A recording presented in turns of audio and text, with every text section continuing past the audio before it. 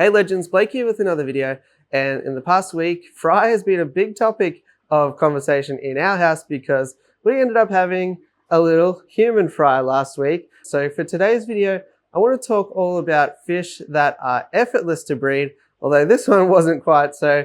I'm going to give you my top 8 today, so let's jump straight into the video. So for today's top 8, I thought about it quite carefully, and I know sometimes with these easy fish to breed lists, you need a whole bunch of tanks, or you need to get in there and catch the fish out and take all your tank apart to get to the fry or the eggs. So these fish that I'm going to run through today are not going to require that. These are all going to be fish that can either be bred in one tank alone, basically need no separation, no egg harvesting or collection, although we've definitely done that to death here on the channel. But these ones are going to be really straightforward.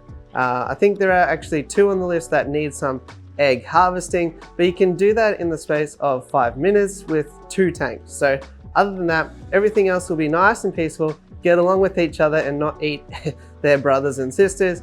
So without any further ado, let's jump straight into the list. Okay, so for number 1, I'm gonna get the other thing that irks me about easy to breed lists, and I'm gonna compile all the live bearers into number 1. So I'm going to include guppies, mollies, endlers, swordtails and platies in here so that half the list isn't made up of these fish, which I do sometimes see. But of course they do have to make these sorts of lists because they are incredibly easy. Just by being a live bearer, they're going to have live fry, which means that there's going to be no eggs that are going to be eaten, no fungusing issues, and you immediately have an offspring that is able to dart away off to safety. Now, of course, you're going to improve your rates to success if you have heaps of floating plants in particular, since a lot of live bearer fry go straight to the top of the water column. So things like hornwort, duckweed, frogbit, water lettuce and things like that are going to be really great protection for fry. If you do have an aversion to growing plants, then you can substitute acrylic yarn mops for this purpose and just float them with a piece of styrofoam or a cork or something like that. Number 2 on the list is a fish that is becoming increasingly popular, although they have been popular in Japan for years and years, and that is MEDAKA ricefish. Beautiful fish. More commonly, you'll find them available in platinum or orange versions, but I think ricefish are really fantastic.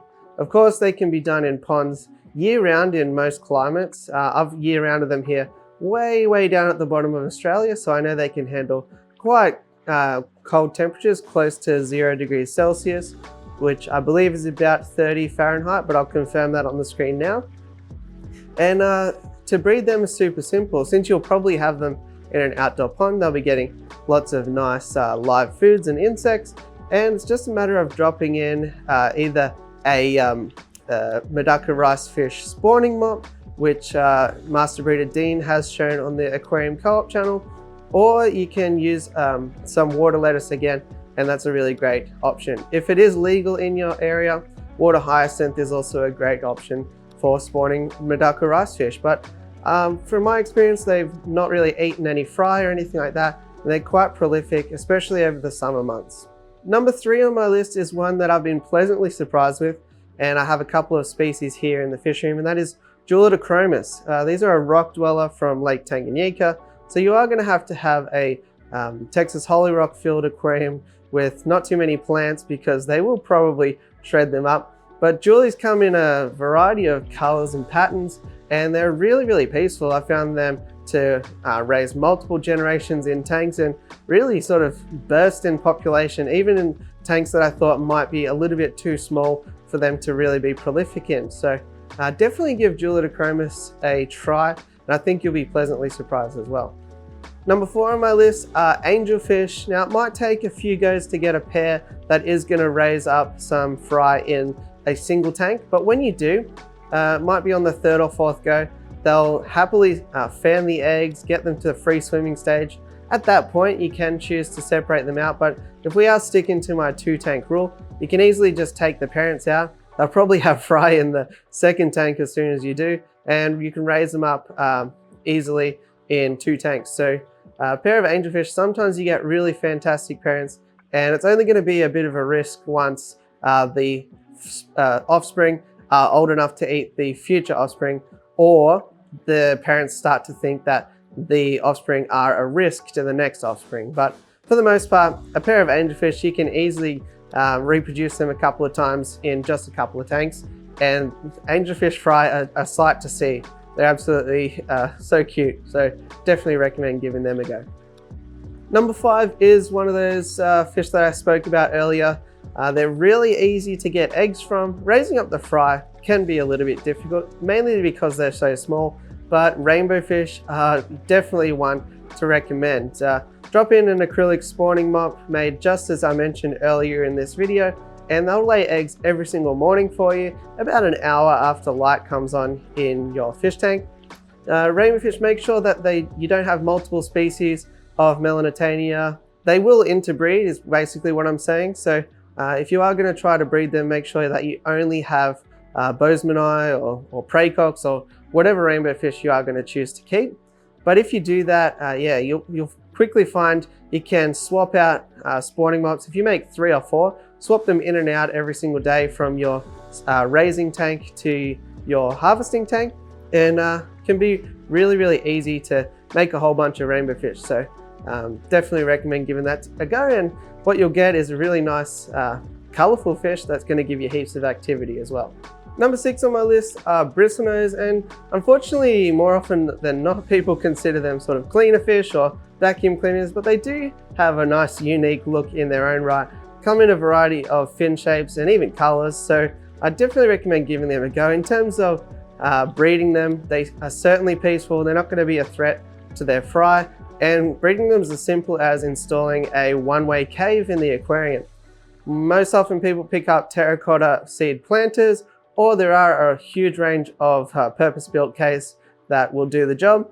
But bristlenose are super easy to breed. You can easily identify a male and a female so long as she's old enough, and off you go. Add water, you'll have fry in no time. Feeding the fry is really easy as well. Just drop in a piece of zucchini or some algae wafers and they'll be able to take that from day one. So there's no reason that bristlenose shouldn't be on this list, and they are at number 6. Number 7, my penultimate fish on this list, is actually not a fish. Of course, I'm going to include cherry shrimp, which are an invertebrate, and they're going to be really cool to watch colony breed as well. So the females will have some eggs in their swimmerets, which is often referred to as being buried. They'll fan them and hatch them out naturally, and so long as you have lots of small available foods, then you'll be good as gold. The thing about baby shrimplets is that they won't travel too far for food, so that's why I do recommend placing in sort of a powdered food in those early stages. But other than that, generation after generation of cherry shrimp can be raised within the one aquarium. You can make a tidy little sum selling some off, or you can spread them around to your friends and keep a backup colony for yourself as well doing that. And yeah, it's just a fun tank to have. Super simple and can be done in quite a small tank as well. So really great for apartment dwelling and things like that, especially if the main takeaway from this hobby for you is watching new generations raised up in your own care. So shrimp, of course, have to make the list. And last but certainly not least, number 8 are Neolampologus multifasciatus, or shell dwellers. Similis could easily be substituted in this case, depending on whether you want stripes on their head or not. And Similis are a bit of a larger species as well, but in terms of fish that are going to exhibit some really peculiar behavior, but really awesome parenting behavior, then you can't look past shellies. These are going to be a really cool fish, again from Lake Tanganyika, so plants are a little bit out of the question. Maybe some Java fern or Vallisneria might get a pass mark, but other than that, provide some escargot shells, which I've found are actually pretty easy to acquire from catering websites and things like that, and they'll raise up generation after generation in your care. They have a really fantastic personality. They'll excavate your entire tank every day, but other than that, just a joy to watch, and come through every day. It'll be an entirely different tank. So if you want something dynamic in your fish room or in your house, then shellies are also a way to go. So if you think I forgot anything from this list, please let me know down below, and it might help out other viewers reading the comments. Other than that, hopefully you enjoyed. Hopefully it's inspired some ideas for future fish keeping. all the best with future fry and endeavours, and I'll catch you on the next one. Thanks for watching.